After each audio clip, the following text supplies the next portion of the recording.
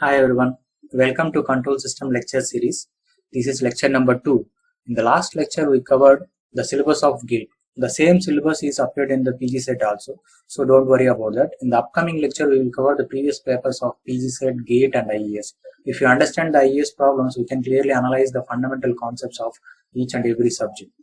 That's why I am picking the IES papers and GATE papers and PG set in the upcoming lecture. Okay, and the next previous lecture we covered the weightage of marks. The weightage of marks in GATE, that is 9 to average of 9 to 10 marks. The similar marks will appear in the PG set also. And in the previous lecture we said that some of the textbooks you have to prefer, and there is a lot of textbooks are available in the market. You can prefer the Indian authors and then foreign authors also. But my preference is, if you follow the standard textbooks, you can clearly understand the basic concepts and you can learn the fundamentals without any error. Okay, and next one we are also covered some how we are going to approach the syllabus in our lecture series also, and in each and every subtopics what are the points we have to cover. Now we'll cover the basics of control systems. Here we are trying to cover some of the definitions and types of control systems and mathematical modeling, and also analogous quantities and transfer functions and impulse responses. Control system is basically a problematic subject. You have to focus more and practice more on problems. 80 to 90% of problematic only. That means you have to practice more and you have to focus more on problems. The theory part is very less, about 10 to 15%. We have to cover the theory part. That's why I'm picking only the maximum problems we are trying to solve in this lecture series. Now we'll start our discussion, that is definitions. I'm picking here only two definitions. You have to understand compulsorily these two definitions. First one is system. System, or you can say a process, or you can say a plant also. System is nothing but interconnection of all the elements, to perform a particular task. For example, if you want to fly a kite, what are the elements we require for that? For example, if you want to design with a paper, so we need a paper and sticks and thread. Okay, these are the basic elements we require. So if you combine these basic elements, we can design a system. That is, we can design a kite. System is nothing but interconnection of all the elements. Okay. Coming to control system, what is a control system? Control system is nothing but it has a controlling unit. We already designed a system. In our example, we are taken the kite, flying a kite. Okay, in that system, what is the controlling unit? The controlling unit is your hands only. With that hands only, you are trying to control the system. That means a system is designed with different elements to perform a particular task. That system is not enough to perform that particular task. We need a controller here. With that controller, we can accurately design. That means if you consider, in our example, if you are considering the kite, simply designing a kite is not enough. Our requirement is to fly the kite. If you simply show this kite in the sky, the air will flow, whatever the direction the air will flow, the kite will fly like that only. There is no control there. If you want to control in a particular direction, then we need a human presence there. With the hands of human, we can easily, comfortably and stably control the flying of kite. That is nothing but the control systems. So these are the basic definitions we require. This one is enough to our lecture series. Okay. Next we will move on to the next one, types of control system. There is a lot of classifications on control systems. First we will see the basic classification, man-made and natural control systems. Man-made control system is nothing but bikes or kites. That is nothing but man-made control systems. Natural control system is human body. Our body is one of the best example for natural control systems. And based upon the parameters. Parameters means here the parameters will depend upon the time value. Some of the parameters will depend upon the time value. Then that system is nothing but time variant. If it is independent of time value, then it is nothing but time invariant systems. Next classification based upon the nature of signal. Nature of signal means we have continuous signal or discrete signals. By sampling, we are getting some of the signals. Or simply we can say for continuous systems, we have the best example is AC signal, and discrete signals, digital signals are the best examples. Based upon analyzing and design, we have one more classifications, linear and non-linear systems. So linear system is nothing but which satisfies homogeneous property and superposition property. A system which satisfies both homogeneous and superposition property, then that system is nothing but a linear system. which does not satisfy these two conditions is nothing but non-linear system. Next classification based upon the inputs. If a system has single input and single output, then it is nothing but SISO system. If it has multi-input and multi-output, it is nothing but MIMO system. Next one based upon the damping factor, zeta value.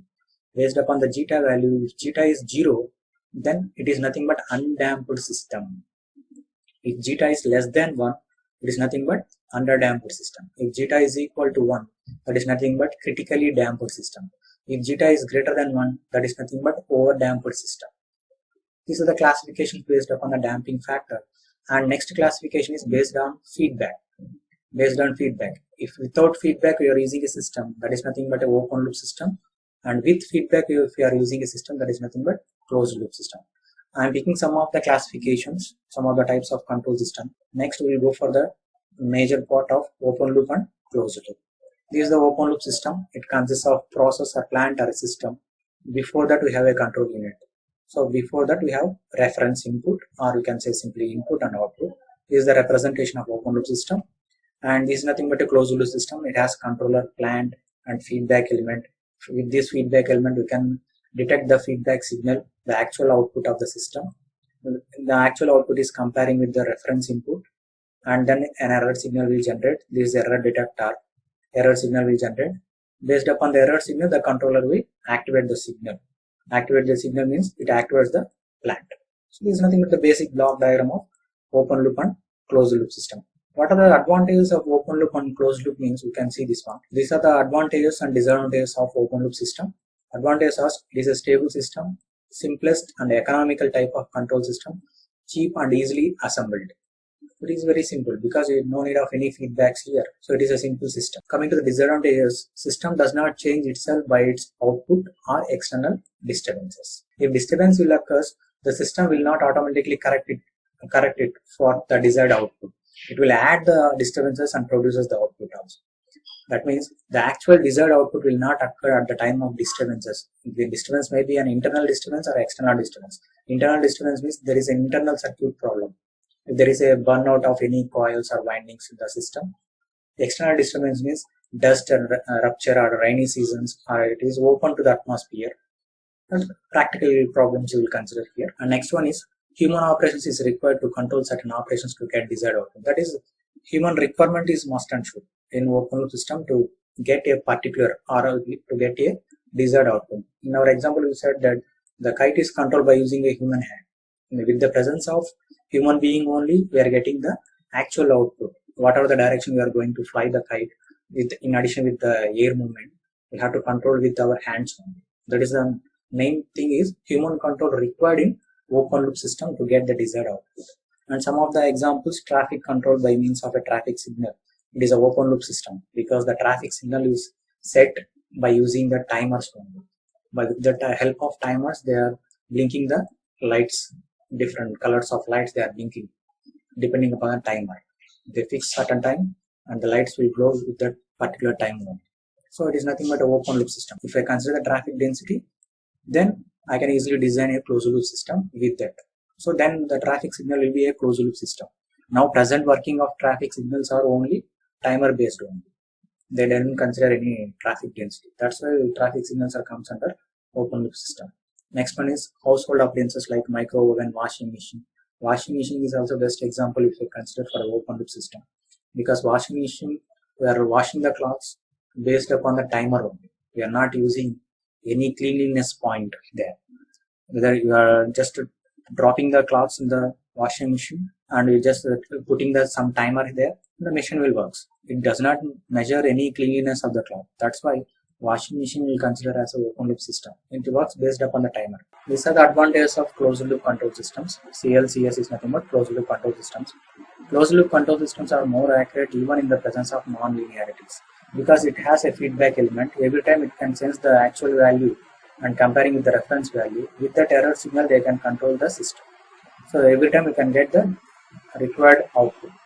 The next one is highly accurate as any error arises is corrected due to the presence of feedback signal. That means it will automatically correct the output signal for the required value. If any disturbances occurs in the system, it will automatically correct the output value to reach our required output. Okay. Third one is bandwidth range is large. If bandwidth range is large means we are getting low gain value, because in closed loop system the transfer function formula is G by 1 plus GH, whereas in closed loop the transfer function formula is G value. That means the gain value is reduced in closed loop system. So with a loss of gain value, we are getting large bandwidth. If you are having a large bandwidth means we are getting more faster response. That means if you try to increase more and more the bandwidth, the error signal or noise signal will add to the actual signal. That's why there is a limit in bandwidth also. So here we have to recollect, if bandwidth is more, gain value is less. If bandwidth is more, the response will get very faster. If you have more bandwidth, then there is a chance of adding a noise signal also. So this point we have to recollect in closed loop with respect to the bandwidth range. Okay. Next one is facilitates automation. That means there is no need of any manpower there. It automatically controls the system. Okay. Next, the sensitivity of the system may be made small to make system more stable. The sensitivity of the closed loop system is very less for the external disturbances or internal disturbances, and sensitivity is more for input command.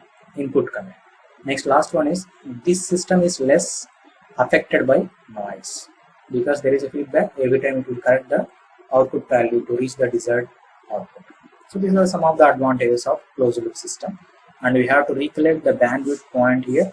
Once again, I am recollecting, bandwidth is inversely proportional to gain value. If bandwidth is more, we are getting less gain value, and also if bandwidth is more means we are getting faster response. There is a limitations in bandwidth also. If you are trying to increase further and further the bandwidth, the noise signal will add to the actual signal. So there is a possibility to the addition of noise there.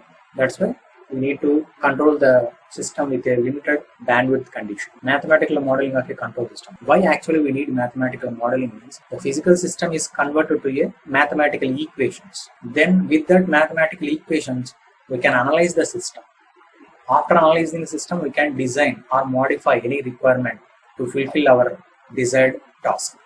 So for that purpose, first physical systems are converted to a mathematical equations. Then after we are going to analyze the system. Then after we are going to design a required modifications. Okay, these are the physical systems we have: mechanical systems and electrical systems, electronic and thermal, hydraulic and chemical systems. But major part in competitive exam they are asking only mechanical and electrical systems. So we are mainly focusing on mechanical and electrical systems in mathematical modeling. Okay, so now we see mechanical system, mathematical modeling of mechanical system. Mechanical systems are mainly classified into two types. First one is translational or linear system, which there is a movement of linear movement along the direction of x-axis or y-axis, any line.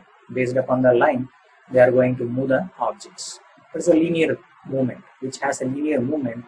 That type of mechanical systems are called as translational system, or you can say linear system also. And another classification is rotational system, which has a rotation, which produces a torque, like our missions, rotating missions, or comes under rotating mechanical type of systems. Now going to the first one, in a linear mechanical type of system, we have three variables and three parameters. Clearly we have three variables and three parameters, or three objects, we can say. With that three objects we can design a mechanical system, translational mechanical system. What are the three objects means? Mass, this one is friction element, that is dash pot or friction element, you can say here, and K is nothing but spring constant. In that below diagram you can see the mass element, dash pot element, the friction producing element, and spring.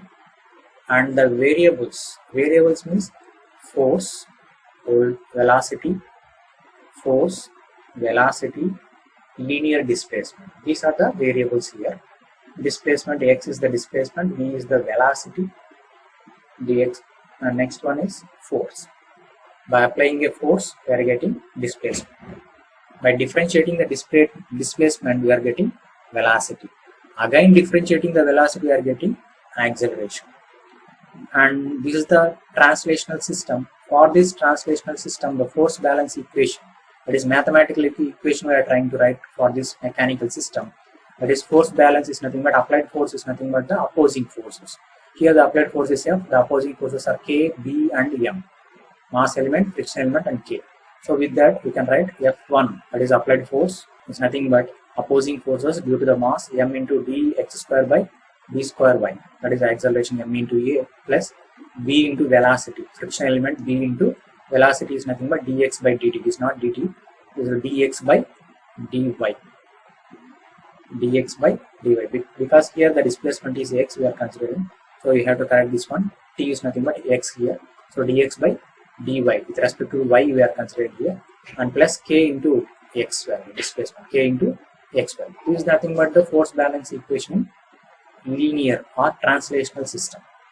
And next one is rotational mechanical system. Rotational mechanical system means nothing but which tries to produce a torque here. Here also we have three basic variables and parameters. Three variables are torque, angular velocity, angular displacement, and have three parameters, not two.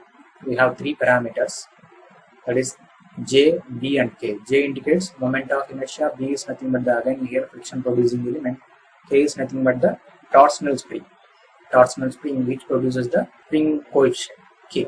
Here also we can write the mathematical equation that is based upon the torque balance equation. We can write applied torque is nothing but opposing torques. These are the three opposing torques. With that we can write J into d square theta by dt square plus B into d theta by dt plus K into theta. This is the nothing but the torque balance equation. This is the mathematical modeling of these mechanical systems, translational and rotational system, and these are the mathematical equations. From this we can write the transfer function, then we can analyze the system easily. This is the mathematical modeling of electrical system. Here we have two types of electrical system, series connection and parallel connection. And also we have one more combination also, series and parallel combination also possible. So for simple understanding I am considering the series connection and parallel connection here. Here also the electrical system consists of three variables, voltage, current and charge, and also three parameters R, C and L values, that is inductance, capacitance, resistance values. So first one, the series connection, will have three components with voltage source as supply. So here we can apply KVL. By applying KVL we can easily get the mathematical modeling for this electrical system. V is the applied voltage and remaining three is nothing but the voltage drops. First one is inductance voltage drop, and second one is resistance voltage drop, and third one is voltage drop across capacitor. Similarly, you can apply for the parallel connection. Here the forcing element is current source. So with that current source we can easily write, by applying KCL we can write mathematical modeling. So first one is applied current, and remaining is nothing but the current through capacitor, first one, and next one is current through resistor, and next one is current through inductor. So first in series connection we can apply KVL, we will get mathematical modeling. By applying KCL in parallel connection we are getting mathematical modeling. And next one is analogous quantities. Analogous quantities is nothing but when you can say these two systems are analogous means if you have both the mathematical equations are in similar pattern. That means first equation, if you design for a first particular system, if you write a mathematical equation, it forms a differential equation. For example, if I consider on another system we are taking and we are writing the mathematical equations, we are getting the same differential equation format. That means the two equations should be in similar format, then only we can say these two systems are analogous systems. Likewise, we can develop the basic concepts of analogous quantities. Now I am directly picking the table here. That means on the right side you can see analogous quantities. We have two methods: force voltage analogous and force current analogous. And one more comparison is also there: torque voltage and torque current analogous. For simple understanding, I am considering force voltage and force current. Force voltage means here we have to consider force is a mechanical parameter, translational system, and voltage is an electrical parameter. So we are comparing translational mechanical system with electrical system, that is series connection, and force current we are comparing translational mechanical system with parallel connection of electrical circuit. So for these two circuits we are comparing, if you are trying to write the mathematical equations, the mathematical equations will appear in the similar pattern. That means it consists of both, it consists of differential equations and integrations. If you write all these in differential equations, we get the differential equation formats only. So with that we can compare the analogous quantities. That is, force is analogous as voltage. Force is a mechanical quantity. This is analogous to the voltage in electrical quantity. Likewise, mass is analogous quantities for inductance, friction is analogous quantities for resistance, spring constant K is analogous for 1 by capacitance value, and displacement is analogous for charge value, velocity is analogous for current value in force voltage. Coming to the force current, force is analogous to current and mass is analogous to capacitor, friction coefficient is analogous to 1 by R, that is conductance value, and spring constant is analogous to 1 by L, displacement is analogous to magnetic flux, velocity is analogous to voltage. So these are the analogous quantities in force voltage and force current. Next one is transfer function. Transfer function is nothing but the ratio of Laplace of output by Laplace of input with all initial conditions are 0. This point you have to remember. Here all the initial conditions are 0. This is the ratio of Laplace of output and Laplace of input. Here we are considering the Laplace of output is y of s, Laplace of input is r of s. So the transfer function for this system is output by input with Laplace, that is y of s by r of s, with all the initial values are 0. By using mathematical equations, we can form a transfer function very comfortably. After forming the transfer function, we can easily analyze the system. These are the transfer functions of open loop and closed loop system. If you consider these are open loop system with x of s as input, y of s as output, g of s as transfer function, that is transfer function g of s is y of s by x of s. If you consider a closed loop system, here the feedback will plays a key role here. Feedback path h of s, if it is a plus or minus, feedback is a positive signal, you can say it is a positive feedback or regenerative feedback system. If feedback signal is negative, that means we can say it is a negative feedback system or degenerative control system. And the transfer function is also changed for these two. If the feedback is positive, then the denominator will have negative value. If feedback is negative, then denominator will have a positive value. That means for a negative feedback closed loop system, transfer function is g of s by 1 plus g of s h of s. That is the transfer function for a negative feedback. If you consider a positive feedback, transfer function is g of s by 1 minus g of s h of s. This is the closed loop transfer function. And these are the standard test signals. Later on we will study in detail what is the standard test signals, why you are considering these standard signals. This is very important in time response analyzing for impulse, step, ramp and exponential signals, and also a parabolic signal also. So impulse signal f of t function is 1 when t is equal to 0. It occurs only at t equal to 0. After greater than t value, its value is 0. Only it occurs at t equal to 0 only. That is nothing but impulse signal. Laplace of this impulse signal is nothing but 1. If you consider a step signal, unit step signal f of t is equal to 1. Here you can see the graph also. From for t greater than equal to or greater than 0, we are getting the step signal. For Laplace of this 1 is nothing but 1 by s. If you consider a ramp signal, this is the ramp signal, linearly it is moving. So f of t is nothing but a t. The Laplace of this t is nothing but 1 by s square. If you consider an exponential signal, this is exponentially rising, that's why e power at. If it is exponentially decreasing, you can say e power minus at. Now we are considering exponential rising signal only, e power at. Here e power at, Laplace of e power at is nothing but 1 by s minus a.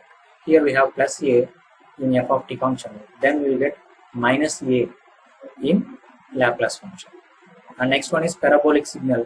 Parabolic signal, you can consider this is the function t square by 2 for t greater than 0. For less than 0, its value is 0. Laplace of this parabolic signal is r by s cube. R is nothing but the amplitude or slope of this line. Or if you consider a unit slope or a unit ramp signal, r value is 1. Then the Laplace value will be 1 by s cube. Here we can identify the standard test signals as impulse, step, ramp and parabolic. These four are the standard test signals. If you learn the Laplace also in order, you can easily remember. Impulse Laplace is 1, step Laplace is 1 by s, ramp Laplace is 1 by s square, parabolic Laplace is 1 by s cube. If you consider r is 1, that is unit parabolic. All are unit ramp and unit step and unit parabolic only. That's why if you see the Laplace 1 by s square, and last one is 1 by s cube.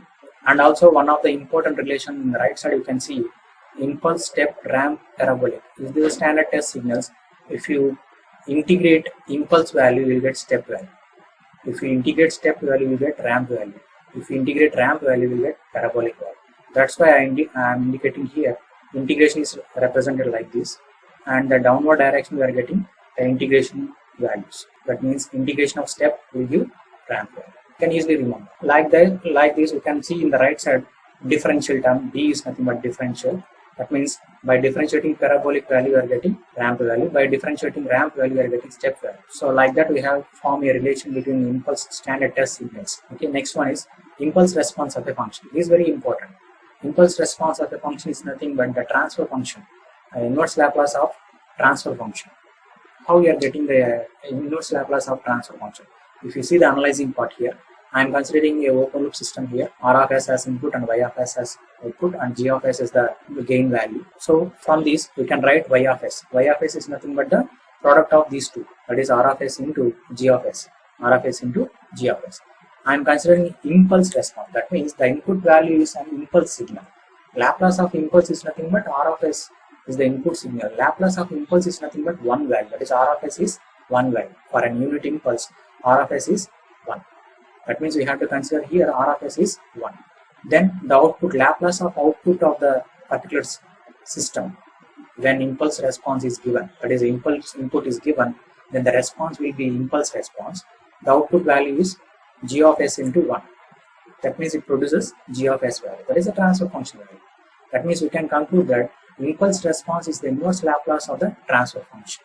Impulse response is the inverse Laplace of the transfer function. A lot of questions are framed based upon this concept. They are simply asking about impulse response for a given transfer function. That means we have to consider inverse Laplace of the given transfer function, then we will get impulse response. That is simple thing. Okay. And the next lecture will cover effects of feedback. This is also very important topic, effects of feedback in control system, and also we will discuss some of the GATE previous papers and IES PG set papers.